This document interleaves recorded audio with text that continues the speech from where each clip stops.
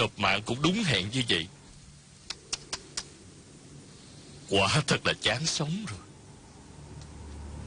Chưa biết ai sẽ hơn ai. Ngươi đừng vội đắc ý.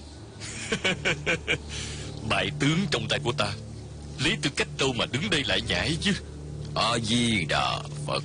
Xin Tiêu thí chủ nghe lão nạp một lời. Ông trời có đức hiếu sinh, đôi tay của thí chủ đã dính đầy máu, tại sao còn gây thêm sát nghiệp làm gì?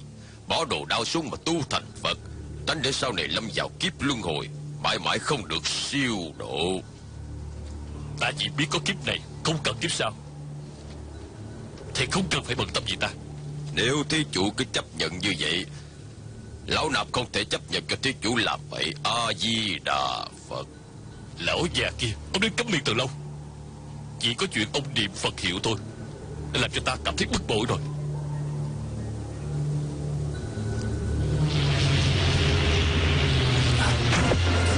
Nguy rồi, hình như sắp sửa xuất hiện hiện tượng nhật thực. Quả nhiên là gian trá, nhưng họ không thể chờ đến lúc nhật thực. Đã chết xuống suối vàng rồi. Giang Trấn.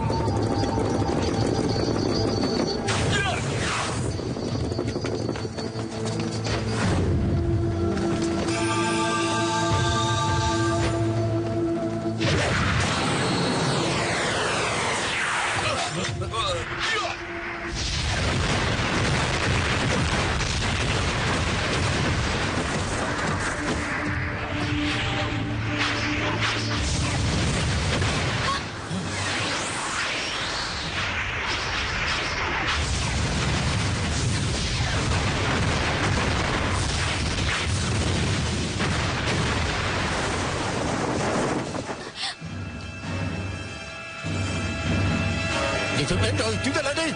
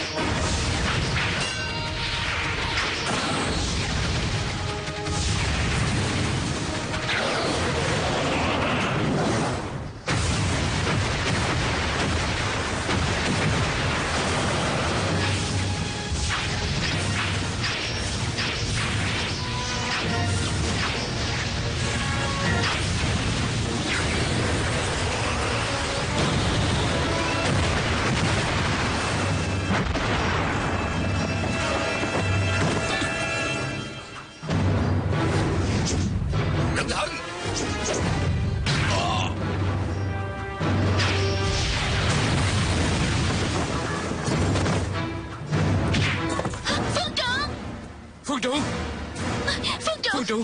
Phương trưởng. Phương trưởng. Tiểu ca, tại sao quân lại chịu thay cho tôi một trượng? Tiểu Đình, cô là bạn thân giao của tôi, cũng là giáo chủ của tôi. Tôi cần phải chết vì cậu. Không, Huynh không đáng chết đâu. Người đáng chết là họ. Là họ kia. Tiểu Đình, Tôi không thể giúp cậu được nữa.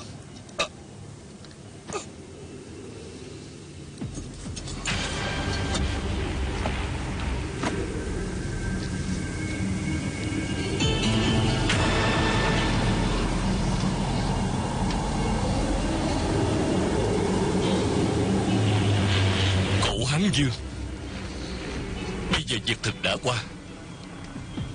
Ta xem ngươi có cách gì để đánh bại được ta không.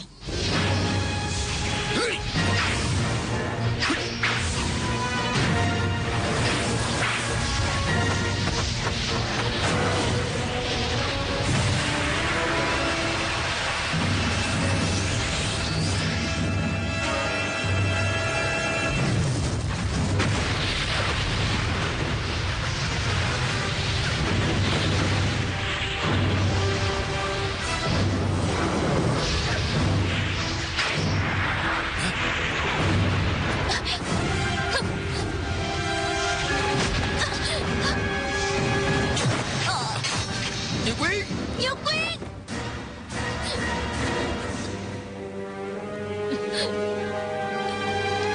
Nhật Quyên. Không còn kịp nữa. Tại sao nàng lại làm như vậy? Tại vì muội không thể ngăn cản huynh, không thể giết huynh, không thể hận huynh, càng không nên yêu huynh. Do đó muội chỉ còn cách này để ba thành viên trong gia đình chúng ta có thể thật sự sống chung bên nhau, mãi mãi cũng không sợ bị chia cách. Ngươi vừa nói gì? Xưa nay muội không đủ can đảm để nói huynh nghe. Muội đã có thai với huynh.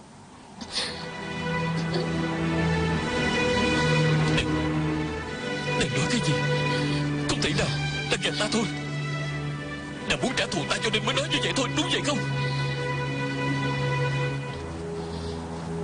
Tại cô ấy không muốn sau khi con của mình chào đời sẽ có một người cha giết người không gớm tay, cho nên cô ấy dành cho ngươi một cơ hội và không ngừng chờ đợi ngươi, hy vọng ngươi có thể quay về với bờ bên. Nhưng thật không ngờ vì tham danh vọng cho nên ngươi không tỉnh ngộ.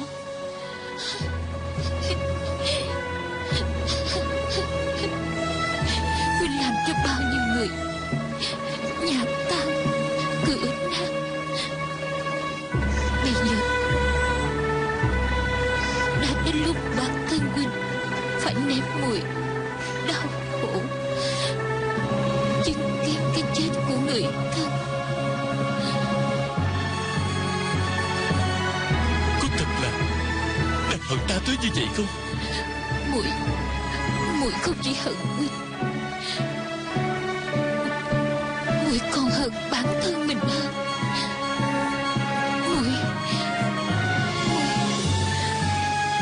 Tại sao muội phải yêu huynh? Nàng vẫn còn hận ta.